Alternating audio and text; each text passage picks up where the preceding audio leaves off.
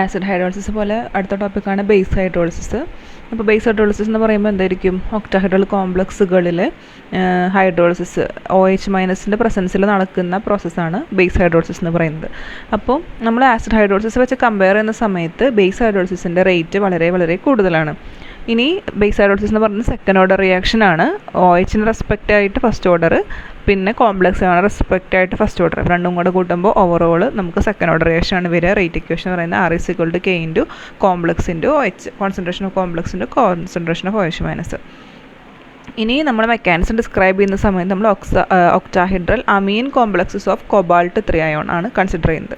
അതായത് കൊബാൾട്ട് വരും മെറ്റൽ, പിന്നെ അതിൽ അമീൻ ഗ്രൂപ്പുകൾ ലിഗാൻഡായിട്ട് വരുന്ന കോംപ്ലക്സുകളാണ് എടുക്കുന്നത്. പിന്നെ മെക്കാനിസം എന്ന് പറയുന്നത് 2 പോസിബിലിറ്റി ആണുള്ളത്. ഒന്ന് SN2, പിന്നുള്ളത് SN1CB. നിങ്ങൾ പഠിച്ചിട്ടുണ്ടാവും കോൺജുഗേറ്റ് ബേസ് ഒക്കെ പഠിച്ച സമയത്ത്. SN1 എന്ന് പറയുമ്പോൾ കോൺജുഗേറ്റ് ബേസ് വരുന്ന മെക്കാനിസമാണ്. ജസ്റ്റ് ഒന്ന് പറയുന്നുണ്ട്. അപ്പോൾ ആദ്യത്തെ SN2 മെക്കാനിസം, അതിൻ്റെ മെക്കാനിസം അനുസരിച്ച് എന്തായിരിക്കും, OH- പ്രസൻസിൽ നടക്കണമല്ലോ. അപ്പോൾ OH- എന്ന് പറയുന്നത് ഒരു സ്ട്രോങ് ന്യൂക്ലിയോഫൈൽ ആയതുകൊണ്ട് അമീൻ കോംപ്ലക്സിന്, നമ്മൾ കൊബാൾട്ട് ഉള്ള അമീൻ കോംപ്ലക്സുകൾ നടക്കുന്നത്, അപ്പോൾ കൊബാൾട്ട് ഉള്ള കോംപ്ലക്സിൽ അമീനിനെ അറ്റാക്ക് ചെയ്യും. അപ്പോൾ ആദ്യത്തെ സ്റ്റെപ്പിൽ എന്താ സംഭവിക്കുക, ആദ്യം നമ്മൾ SN2 ആണ് പറയുന്നത്. അപ്പോൾ അത് അസോസിയേഷൻ മെക്കാനിസം ആണ്. ആദ്യം അസോസിയേറ്റ് ചെയ്യും, OH വന്നിട്ട് കോംപ്ലക്സിലേക്ക് ഇൻകോർപ്പറേറ്റ് ചെയ്തു, ഒരു ഇൻ്റർമീഡിയറ്റ് ഉണ്ടായി. പിന്നെ അടുത്ത സ്റ്റെപ്പിൽ ഫാസ്റ്റായിട്ട് ലീവിങ് ഗ്രൂപ്പ് X ലീവ് ചെയ്ത് പോകുന്നു. അപ്പോൾ ഫൈനൽ പ്രൊഡക്റ്റ് കോംപ്ലക്സിൽ OH വന്നു. അതിൻ്റെ റേറ്റ് ഇക്വേഷൻ നമ്മൾ എടുക്കുന്ന സമയത്ത് എന്ത് കിട്ടും, R=K × ആദ്യത്തെ ഇക്വേഷൻ ആണല്ലോ. അപ്പോൾ അയോണിൻ്റെ കോൺസെൻട്രേഷൻ × OH-, കോംപ്ലക്സിൻ്റെ കോൺസെൻട്രേഷൻ × OH- കോൺസെൻട്രേഷൻ. പക്ഷേ ഈ മെക്കാനിസം വെച്ചിട്ട് നമ്മൾ എക്സ്പ്ലെയിൻ ചെയ്ത സമയത്ത് കുറേ കാര്യങ്ങൾ എക്സ്പ്ലെയിൻ ചെയ്യാനതിന് പറ്റിയില്ല. അതായത് ഇപ്പോൾ ഒരു കേസ് നോക്കുകയാണെങ്കിൽ മെയിനായിട്ട് 2 എണ്ണമാണ് ഉള്ളത്. ഒന്നാമത്തെ കേസ് എന്ന് പറയുന്നത് ഹൈ കോൺസെൻട്രേഷൻ ഓഫ് OH-. അങ്ങനെ വരുന്ന സമയത്ത് നമ്മുടെ റിയാക്ഷൻ റേറ്റ് ഏറെക്കുറെ OH- ഇൻഡിപെൻഡൻ്റ് ആയിട്ട് വരും. അതായത് reaction rate high concentration of OH- എടുക്കുന്ന സമയത്ത് കോൺസെൻട്രേഷൻ ഓഫ് OH ഇൻഡിപെൻഡൻ്റ് ആയിട്ടാണ് നമ്മുടെ റിയാക്ഷൻ്റെ റേറ്റ് വരിക. സാധാരണ നമ്മൾ 1 ഒക്കെ കോൺസെൻട്രേറ്റ് എടുക്കുന്ന പോലെ ഇൻഡിപെൻഡൻ്റ് ആയിട്ടാണ് വരിക. അപ്പോൾ എന്ത് സംഭവിക്കും, ഇത് ഫസ്റ്റ് ഓർഡർ ആയിട്ട് മാറും റെസ്പെക്റ്റ് കോംപ്ലക്സ് മാത്രമായിട്ട്. അപ്പോൾ ഇതെന്തുകൊണ്ടാണെന്ന് ഈ മെക്കാനിസം വഴി പറ്റിയില്ല. പിന്നെ അടുത്തെന്ന് പറയുന്നത് ബേസ് ഹൈഡ്രോളിസിസിൻ്റെ റേറ്റ് എന്ന് പറയുന്നത് ന്യൂക്ലിയോഫൈലിൻ്റെ, അതായത് നമ്മൾ അറ്റാക്ക് ചെയ്യുന്ന ലിഗാൻഡിൽ അതിൻ്റെ ന്യൂക്ലിയോഫിലിസിറ്റിയോട്, അതിൻ്റെ സ്ട്രെങ്ത്തിനോട് റിലേറ്റഡ് ആണ്.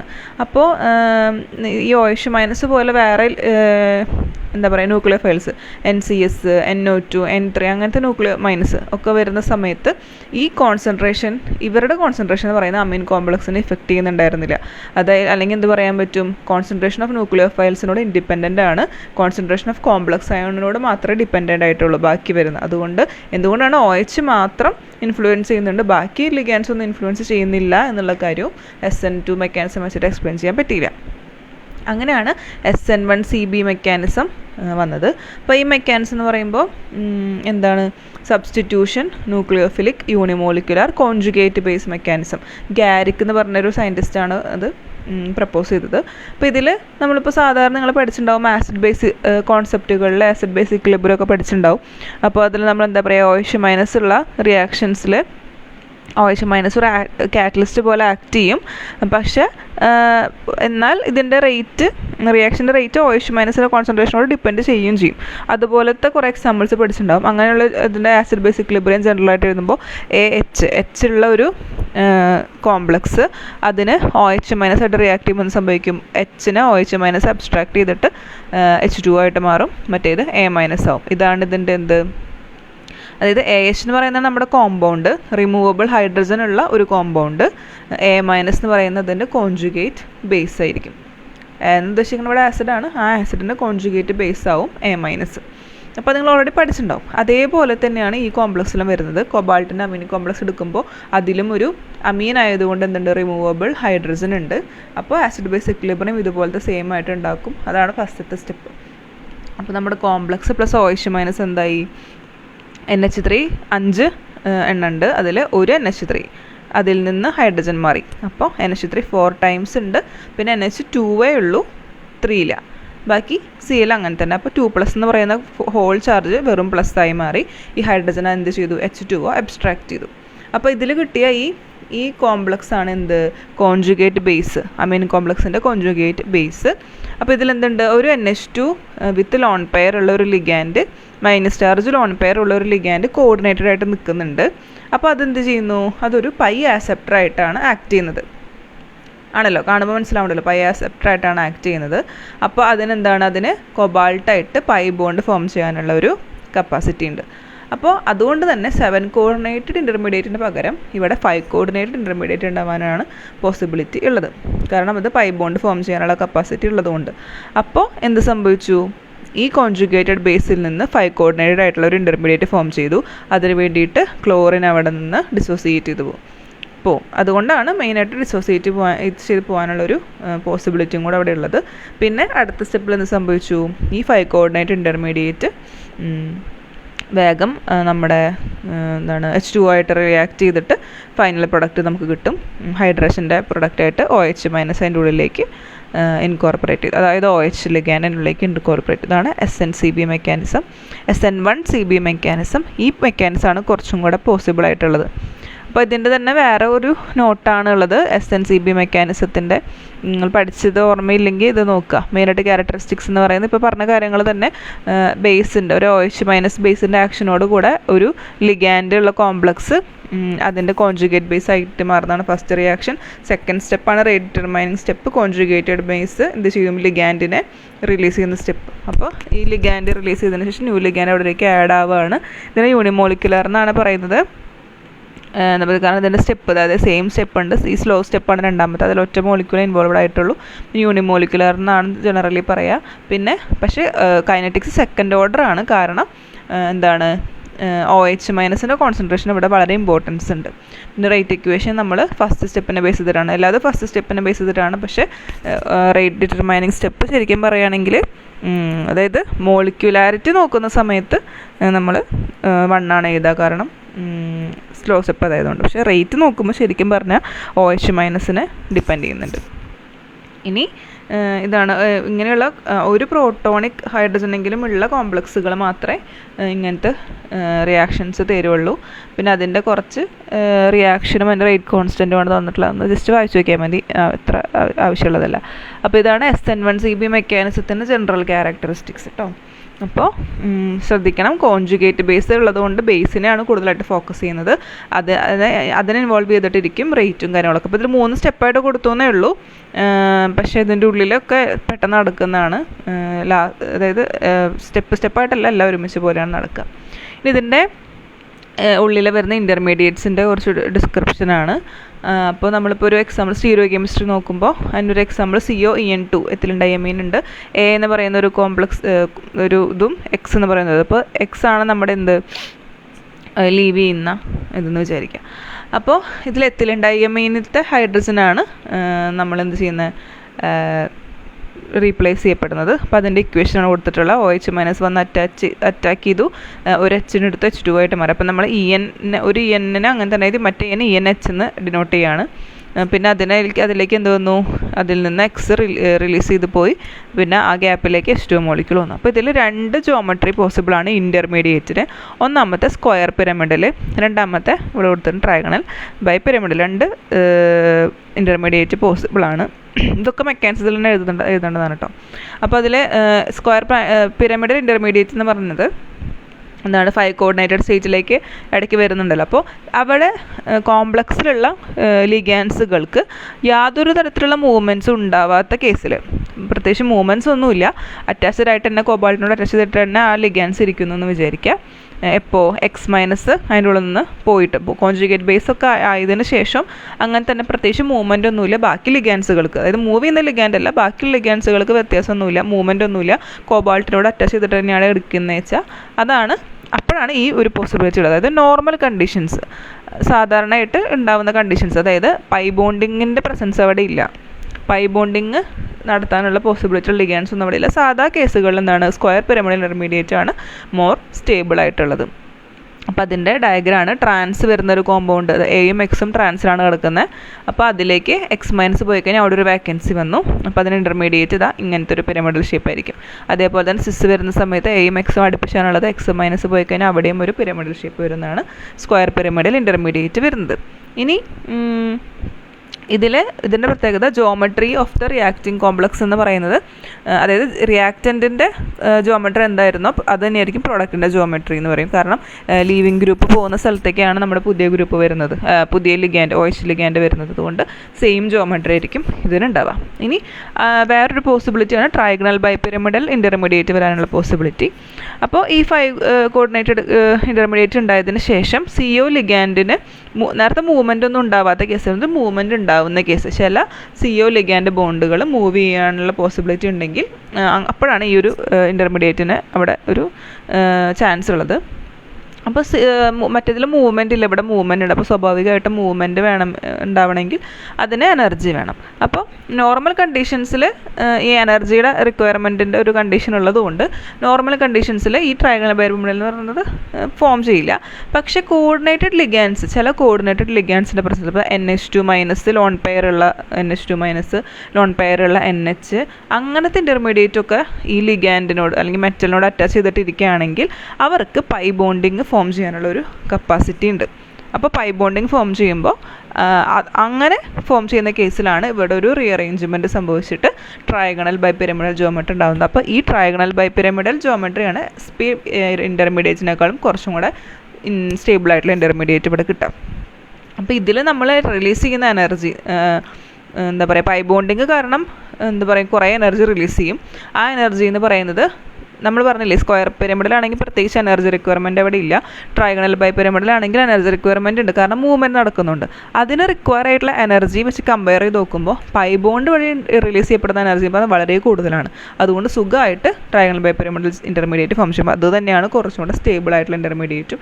ഇപ്പോൾ ഈ ലിഗാൻസ് പൈ ബോണ്ടിങ് ലിഗാൻസിൻ്റെ പ്രസൻസ് ഉണ്ടെങ്കിൽ. അപ്പോൾ ഈ ട്രൈഗണൽ ബൈപിരമിഡിൻ്റെ പ്രത്യേകത എന്ന് പറയുന്നത് എന്താ, mixture of cis and trans product ആണ് കിട്ടുക. നമ്മൾ സിസ് എടുത്താലും ട്രാൻസ് എടുത്താലും പ്രൊഡക്റ്റ് കിട്ടുമ്പോൾ സിസ്സിൻ്റെയും ട്രാൻസിൻ്റെയും ഒരു മിക്സ്ചറായിട്ടാണ് നമുക്ക് കിട്ടുക. അപ്പോൾ അതുകൊണ്ട് തന്നെ നമുക്ക് SN1CB മെക്കാനിസം വഴി നമുക്ക് പ്രിഡിക്റ്റ് ചെയ്യാൻ പറ്റും ഏതാണ് ജോമെട്രി എന്ന്. അതായത് സെയിം ജോമെട്രിയാണ് നമുക്ക് ലാസ്റ്റ് കിട്ടിയച്ചാൽ അതിൻ്റെ ഇൻ്റർമീഡിയറ്റ് എന്ന് പറയുന്നത് എന്തായിരിക്കും, സ്ക്വയർ പിരമിഡിലായിരിക്കും. അതല്ല mixture of cis and trans intermediate ആണ് നമുക്ക്, അല്ല പ്രൊഡക്റ്റാണ് നമുക്ക് കിട്ടിയച്ചാൽ അതിൻ്റെ മെക്കാനിസം അല്ല ഇൻ്റർമീഡിയറ്റിൻ്റെ ജോമെട്രി ട്രൈഗണൽ ബൈപിരമിഡിലായിരിക്കും എന്ന് നമുക്ക് പ്രിഡിക്റ്റ് ചെയ്യാൻ പറ്റും. അതുപോലെ തന്നെ ഈ ഒബ്സർവേഷൻ നമ്മൾ ഈ മറ്റേ mixture of cis and trans നടക്കുന്നുണ്ട് അങ്ങനത്തെ കാര്യങ്ങളൊക്കെ മനസ്സിലാക്കിയത് നമ്മുടെ SNCB മെക്കാനിസം ആണ്. ഇതിൻ്റെ അതായത് 5 കോർഡിനേറ്റ് ഇൻ്റർമീഡിയറ്റ് ഉണ്ടാകുമ്പോഴാണല്ലോ ഇങ്ങനെ സംഭവിക്കുക. അപ്പോൾ SNCB മെക്കാനിസമാണ് ഇതിൻ്റെ മെക്കാനിസം എന്ന് ഉറപ്പിക്കാനുള്ളൊരു എവിഡൻസും കൂടെയാണ്. ഇനി ഇതിൽ സിസിൻ്റെയും ട്രാൻസിൻ്റെയും ഒരു എക്സാമ്പിൾ ഉണ്ട്. ട്രൈഗണൽ ബൈപിരമിഡൽ ഇൻ്റർമീഡിയറ്റ് വരുന്നത് കുറച്ച് വലുതാണ്. അപ്പോൾ ശ്രദ്ധിക്കേണ്ട കാര്യം, നമ്മുടെ തുടക്കത്തിലെടുക്കുന്ന ഇപ്പോൾ ഇത് ട്രാൻസ് എടുത്തു എന്ന് വിചാരിക്കുക. ട്രാൻസ് എടുക്കുമ്പോൾ എയും എക്സും ഓപ്പോസിറ്റായിട്ട് വരയ്ക്കുക. അതിൽ നിന്ന് എക്സും പോയി പിന്നെ ഒരു എച്ചും പോയി. അപ്പോൾ എന്ത് സംഭവിച്ചു, എക്സ് പോയിട്ടുള്ളൊരു സിറ്റുവേഷനിലേക്ക് ഇത് വരിക NH2, ഇവിടെയുള്ള 6ാമത്തെ NH എന്ന ഒരു എച്ചും കൂടെ പോയിട്ടുണ്ടാവും. എന്നിട്ട് എന്ത് സംഭവിച്ചു, ആംഗിൾ 2ഉം 4ഉം ഇപ്പോൾ ഇതിൽ നോക്കുമ്പോൾ 180 ഡിഗ്രി ആണല്ലോ, അത് 180യിൽ നിന്ന് 120 ആയിട്ട് മാറി. 2ഉം 4ഉം ഇത് ഈ 2ഉം 4ഉം നോക്കുക, 180 ആയിരുന്നു 120 ആയിട്ട് മാറി. അപ്പോഴാണ്, അതായത് ഇങ്ങനെയാണ് നോർമൽ കേസ്. അപ്പം നമുക്ക് സ്ക്വയർ പിരമിഡൽ ഇൻ്റർമീഡിയറ്റ് ആണ് കിട്ടുക, അത് അൺസ്റ്റേബിൾ ആണ്. ഈ ഒരു ആംഗിളിൻ്റെ വേരിയേഷൻ, അതായത് മൂവ്മെൻറ്റ് ഓഫ് ലിഗാൻഡ് വഴി എന്ത് സംഭവിച്ചു, ട്രൈഗണൽ ബൈപിരമിഡൽ ഇൻ്റർമീഡിയറ്റ് കിട്ടിയ അത് കുറച്ചുകൂടെ സ്റ്റേബിൾ ആണ്. പിന്നെ ഇതിന് 2 പോസിബിലിറ്റി ആണുള്ളത്, അതായത് H2 ആഡ് ചെയ്യാൻ 2 പോസിബിലിറ്റി ആണുള്ളത്. ഒന്നെങ്കിൽ 2,5 അവിടെ പുതിയൊരു ആ ഒരു ഗ്യാപ്പിൽ H2 മോളിക്യൂൾ വന്ന് ആഡ് ആവാം. അല്ലെങ്കിൽ 4,5 ആ ഡോട്ടഡ് ലൈൻസ് നിങ്ങൾ ആലോചിക്കട്ടെ, 4,5 ആ ഒരു ഗ്യാപ്പിൽ ആംഗിളിൽ വന്നിട്ട് H2 മോളിക്യൂൾ ജോയിൻ ചെയ്യാം. അപ്പോൾ 2 ടൈപ്പ് ഇതാ. ഇപ്പോൾ 2,5 വന്നതാണ് ഇവിടെ, 2,5 ഈ ഒരു ഗ്യാപ്പിൽ വന്നപ്പോൾ ഇവിടെയായി OH മോളിക്യൂൾ. 5,4 ആ ഒരു ഗ്യാപ്പിൽ വന്നപ്പോൾ ഇവിടെയായി OH മോളിക്യൂൾ. ബാക്കിയൊക്കെ അങ്ങനെ തന്നെ. അങ്ങനെ 2 പോസിബിലിറ്റി ഉണ്ട്, രണ്ടും സിസ് ആയിട്ടാണ് നമുക്ക് കിട്ടുക. OHയും സിസ് ആയിട്ടാണല്ലോ. പിന്നെ ഒരു പോസിബിലിറ്റി ഉള്ളത് 2,4 ഇതാ ഈ 2 NH2NH. അതിൻ്റെ ഇടയിലാണ് H2 മോളിക്യൂൾ ഒന്ന് അറ്റാച്ച് ചെയ്ത് എന്ത് സംഭവിക്കും, ട്രാൻസ് ആയിട്ടുള്ള പ്രൊഡക്റ്റ് നമുക്ക് കിട്ടും. എയും OHും ട്രാൻസ് ആയിട്ട് വരും. അതായത് ഇൻ്റർമീഡിയറ്റ് വരുന്ന വരെ രണ്ടിനും സെയിം ആണ്. സെയിം അല്ല, ഇൻ്റർമീഡിയറ്റ് വന്നു എന്ന് വിചാരിക്കും. ഇൻ്റർമീഡിയറ്റ് വന്നതിന് ശേഷം ആ മറ്റേ ട്രയാങ്കിളും ബൈപിരമിഡിലാണല്ലോ, അപ്പോൾ എന്ത് വരും, നടുക്കിൽ NH2NH തമ്മിലൊരു, ഇതിലിപ്പോൾ വ്യത്യാസം വന്നിട്ടുള്ളത് എയിലും NHലും മാത്രമാണ്. അതായത് ഹൈഡ്രജൻ്റെ വ്യത്യാസമുള്ളത് NHൽ മാത്രമാണ്. അപ്പോൾ ആ NHും നമ്മുടെ നമ്മുടെ ഈ ലിഗാൻഡും പിന്നെ വേറെ ഏതെങ്കിലും അതിൻ്റെ അടുത്ത് കിടക്കുന്ന NH, ഈ മൂന്നും തമ്മിലൊരു ട്രയാങ്കിൾ പോലെ വന്നു. ബാക്കി രണ്ടും ഇങ്ങനെ പിരമിഡിലായിട്ട് നിൽക്കുകയാണ് ചെയ്യുന്നത്. അപ്പോൾ നിങ്ങൾ ഇങ്ങനെ ആലോചിച്ച് വെച്ചാൽ മതി, ഈ എനോട് അറ്റാച്ച് ചെയ്തിട്ടുള്ള രണ്ടെണ്ണം NH2 അതുപോലെ ANH, ആ ട്രയാങ്കിളിൻ്റെ ഉള്ളിൽ ANH2 ANH വരികയാണെങ്കിൽ സിസ് പ്രൊഡക്റ്റ്. അതല്ല ഇല്ലാതെ NH2ഉം NHും തമ്മിലാണെങ്കിൽ എന്ത് വരും, ട്രാൻസ് പ്രൊഡക്റ്റ് വരും. അതായത് H2 ഉള്ളിലേക്ക് വരുന്നതാണ് പറയുന്നത്. അപ്പോൾ ഇതാണ് ട്രാൻസ് റിയാക്ടൻ്റ് എടുത്ത. ഇത് ട്രാൻസ് ആയിട്ടുള്ള കോമ്പൗണ്ട് എടുക്കുമ്പോൾ ഇങ്ങനെയാണ് കിട്ടുക. ഈ സിസ് ആയിട്ടുള്ള കോമ്പൗണ്ട് എടുക്കുമ്പോൾ തുടക്കത്തിൽ സിമിലർ ആണ്, X പോയി H പോയി. അപ്പോൾ നമ്മൾ സിസ് ആയിട്ട് വരയ്ക്കേണ്ട, ഓപ്പോസിറ്റ് വരയ്ക്കരുത്. ഇവിടെ എക്സും എയും സിസ് ആയിട്ട് വേണം വരയ്ക്കാൻ. അപ്പോൾ ഇതിന്ന് X പോയി, അപ്പോൾ സ്ക്വയർ പിരമിഡ് ഇൻ്റർമീഡിയറ്റ് അത് അൺസ്റ്റേബിൾ ആണ്.